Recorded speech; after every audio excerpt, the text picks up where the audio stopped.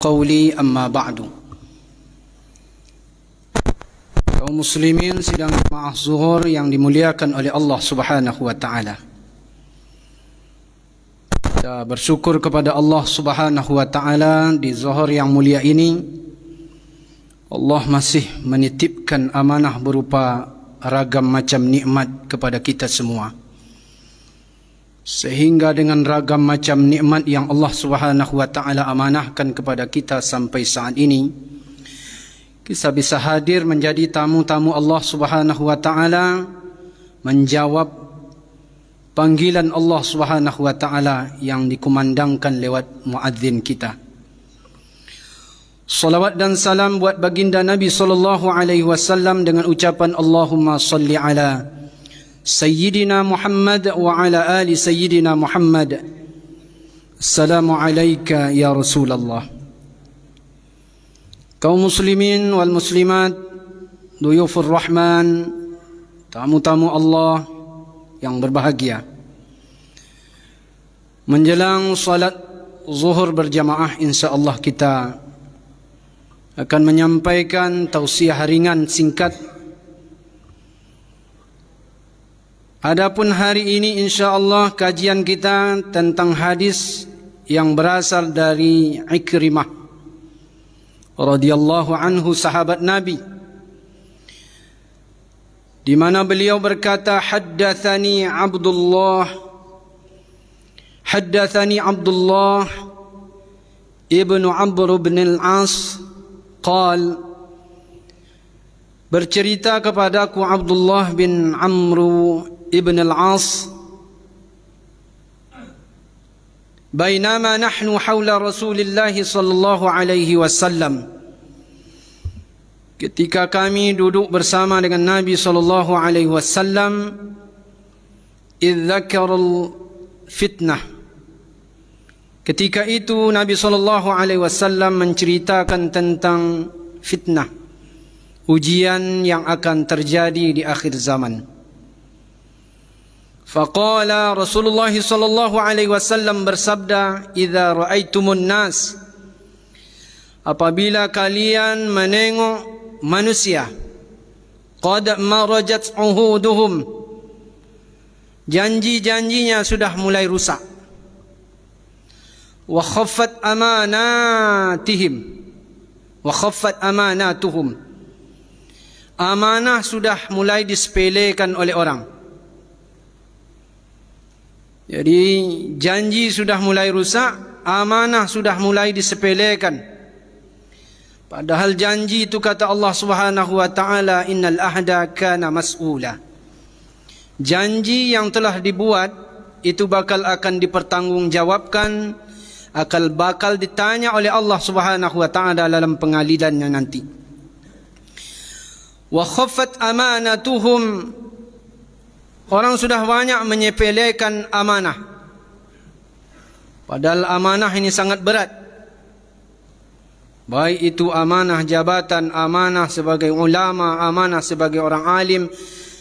Pokoknya semua kita diembankan oleh Allah berupa amanah. Tapi saat itu kata Nabi SAW, banyak orang yang sudah menyepelekan amanah. Setidaknya dua kondisi itu Nabi menyebutkan. Pertama, rusaknya janji. Yang kedua, amanah sudah mulai disepelekan. Wa kanu hakadha wa shabbaka baina asabi'ihi. Nabi mengisyaratkan saking rumitnya zaman itu, kata Nabi, hakadha. Nabi membuat jari jemarinya, menyilangkan jari jemarinya antara satu dengan yang lain. Maknanya kondisi saat itu sudah bercampur baur. Bahkan Nabi di dalam hadis yang lain menyebutkan, yusaddiqu fihal kadhib, orang yang sering berdusta sudah mulai diberikan kepercayaan, sudah dibenar-benarkan. Wa yukhawwanu fihal as-sadiq, sementara orang-orang yang benar baik dalam perkataan, perbuatan, tingkah laku itu sudah mulai dikhianati. Maka Kata Abdullah ibnu Amr ibnu al-As, "Faqumtu ilaihi faqultu." Aku berdiri dekat Nabi SAW lalu aku tanyakan, "Kaifa af'alu 'inda dzalika?" Ya Rasulullah, kalau terjadi zaman ini, apa yang mesti aku lakukan? Ja'alani Allahu fidaka. Semoga Allah menjadikan aku sebagai tebusanmu. Maka Rasulullah SAW menunjukkan kita 6 cara untuk bisa selamat daripada fitnah yang terjadi ketika terjadi rusaknya janji-janji dan orang sudah banyak menyepelekannya. Pertama, kata Nabi, ilzam baitak. Agar kita selamat daripada fitnah ini, kata Nabi yang pertama, ilzam baitak. Ilzam sudah menjadi bahasa kita, lazim. Baitak, baitun, rumah. Hendaklah kalian banyak-banyak berada di rumah. Sering-sering berada di rumah. Kalau tidak ada keperluan, kepentingan, hajat yang sangat mendesak sekali, jangan terlalu banyak keluar rumah. Maka apalagi khusus bagi para perempuan, Allah Subhanahu wa taala menyebutkan waqarna fi buyutikunna. Hendaklah para perempuan banyak-banyak berada di rumah kalau tidak ada urusan dan kepentingan serta hajat yang sangat mendesak sekali. Kenapa kita dianjurkan oleh Nabi SAW banyak berada di rumah?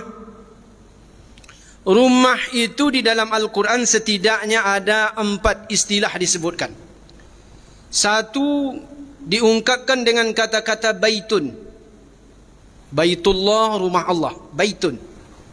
Makna dari baitun itu adalah bayyata, artinya tidur. Rumah adalah tempat orang di mana orang tidur.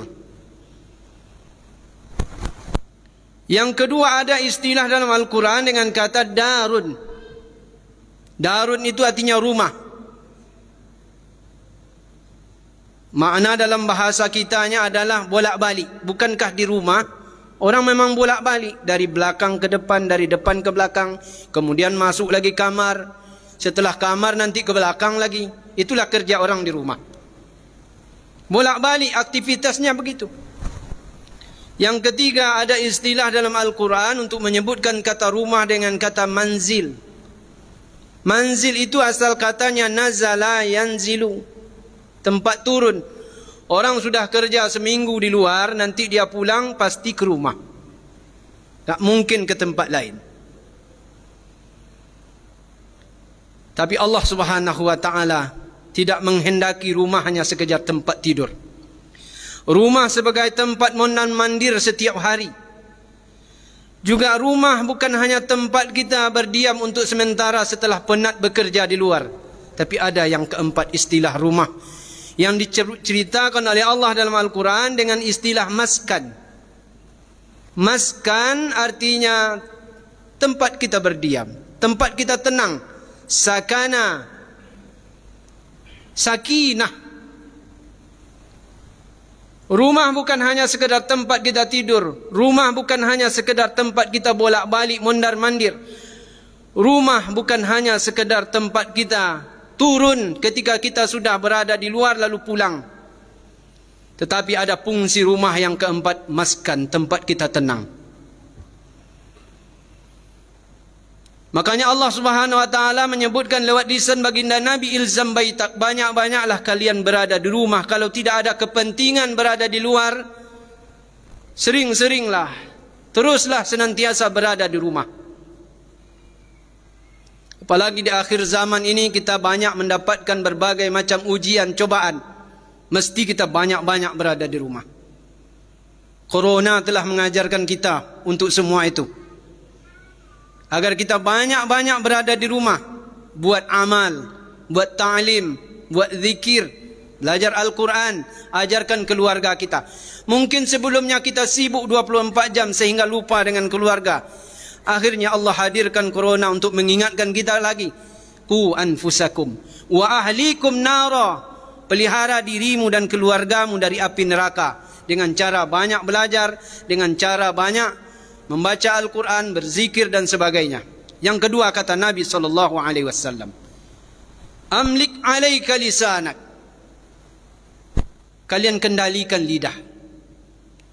Jadi kalau suasana zaman yang seperti itu ruwet sekali kata Nabi, sampai Nabi menyebutkan tidak bisa membedakan antara mukmin dengan munafik, antara orang yang benar dengan orang berkhianat, antara orang yang alim dengan orang yang tak alim, payah untuk membedakan. Sampai Nabi menyebutkan seperti ini, saking bercampur baurnya. Yang kedua kata Nabi, amlik alaika lisanak, hendaklah kalian mengontrol lidah kalian, kata Nabi. Man kana yu'minu billahi wal yaumil akhir falyaqul khairan aw liyasmut. Siapa yang memang betul-betul beriman kepada Allah dan hari akhir, kata Nabi, falyaqul khairan, hendaklah dia berkata yang baik. Kalau tidak bisa berkata yang baik, aw liyasmut, diam, kata Nabi. Para penjangga, para sastrawan Arab mengatakan, jaruhal lisan lahut tusam. Kalau lidah yang terluka masih ada obatnya. Wala yaltamu ma jaruhal lisan. Tapi kalau sesuatu yang dilukai oleh lidah ini tidak ada obatnya. Lidah kita berkata kepada orang lain, Masya Allah, tidak ada obatnya. Sampai mati perasaan sakit hati itu masih ada, walaupun sudah dimaafkan. Hadirin yang dimuliakan oleh Allah, hari ini orang berbicara bukan hanya lewat lidah, tapi perwakilannya apa yang ada di tangan. Setiap apa yang kita ketik itu adalah perwakilan dari lidah. Betapa banyak hari ini orang jatuh kepada fitnah gara-gara tulisan, perwakilan dari lidahnya. Masuk penjara gara-gara tulisan. Maka Nabi sudah mengingatkan, kalau kondisi seperti itu, jangan terlalu banyak ngomong, jangan terlalu banyak membuat status tulisan. Tapi apa kata Nabi? Amlik alaika lisanak. Jaga, kontrol lidah kita. Jangan mengatakan hal yang tidak penting untuk diri kita dan untuk kemaslahatan umat. Yang ketiga kata Nabi SAW, khudh ma ta'rif wa da' ma tunkir. Yang ketiga dan yang keempat ini kata Nabi, lakukan apa yang menurutmu yang engkau ketahui, tinggalkan apa yang tak kau ketahui. Artinya maknanya apa? Tinggalkan apa, lakukan apa yang benar, tinggalkan apa yang tak benar. Itu solusi selamat di akhir zaman. Hari ini banyak orang yang sebenarnya bukan domain dia, bukan bidangnya, tapi dia berfatwa seolah-olah ulama. Baru belajar beberapa hari, dia sudah sanggup mengatakan yang halal dan yang haram. Ini bukan domain. Ada domain orang-orang yang berfatwa. Halal dan haram ini ada orang yang berfatwa untuk itu. Ada orang yang layak dan ada orang yang sudah diberi amanah. Maka orang yang tidak ada domain di situ jangan banyak berkecimpung. Lakukan saja apa yang kita ketahui. Kalau hanya sebatas kita bisa membaca Al-Quran, jangan coba-coba untuk menafsirkan Al-Quran. Itu makna hadis yang disampaikan oleh Nabi SAW. Kaum muslimin, sidang jamaah Jumat, sidang jamaah Zuhur yang dimuliakan oleh Allah Subhanahu wa taala. Wa da' ma tunkir, tinggalkan apa yang engkau tidak tahu. Ya, kita tidak tahu, jangan lakukan. Idza wasida al-amru ila ghairi ahli fantazir as-sa'ah, kata Nabi. Apabila urusan itu sudah disandarkan, dikerjakan, diamanahkan kepada orang yang memang bukan ahlinya, fantazir as-sa'ah, tunggulah, kata Nabi, kehancurannya. Hadirin yang dimuliakan oleh Allah. Yang kelima dan yang keenam kata Nabi, untuk selamat dari fitnah yang bakal akan terjadi, kata Nabi, alaika bi amri khassati nafsik. Hendaklah urus urusan pribadi. Wada'anka amral ammah, tinggalkan urusan orang ramai kalau itu tidak ada manfaatnya. Jangan sok-sok menjadi hero, seolah-olah kita jadi pahlawan, padahal kita tidak ada domainnya di situ. Urusan-urusan politik jangan dibicarakan oleh orang-orang yang tidak berkepentingan dengan politik. nanti akan kabur. Ada orang-orang yang berbicara tentang politik. Dialah dan mereka lah orang-orang yang ada kapasitasnya di situ.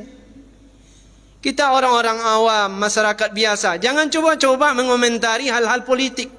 Di status kita kan banyak di WA, macam-macam. Adalah yang ini diungkapkan, adalah yang kontra, adalah yang pro. Semuanya diungkapkan di situ. Akhirnya apa? Yang pertama kali ketika kita berkawan di WA itu, akhirnya dengan sebab banyak pro kontra, setelah terjadi pro kontra itu akhirnya kita bermusuhan. Saudara kita sendiri bermusuhan. Gara-gara apa? Mengomentari hal-hal yang bukan urusan kita. Untuk itu kaum muslimin, kalau tidak ada manfaatnya untuk diri kita dan masyarakat ramai, masyarakat luas, tinggalkan.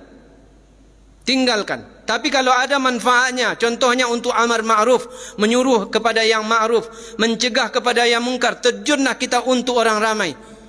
Kalau perlu kepala jadi kaki, kaki jadi kepala. Itulah yang dinasihatkan oleh Nabi SAW untuk kita. Semoga Allah Subhanahu Wa Taala memberikan kepada kita pemahaman dan Allah selamatkan kita dalam fitnah ujian akhir zaman yang sangat dahsyat ini. Demikian, subhanakallahumma rabbana wa bihamdika asyhadu an la ilaha illa anta astaghfiruka wa atubu ilaik. Wassalamu alaikum warahmatullahi wabarakatuh. Waalaikumsalam.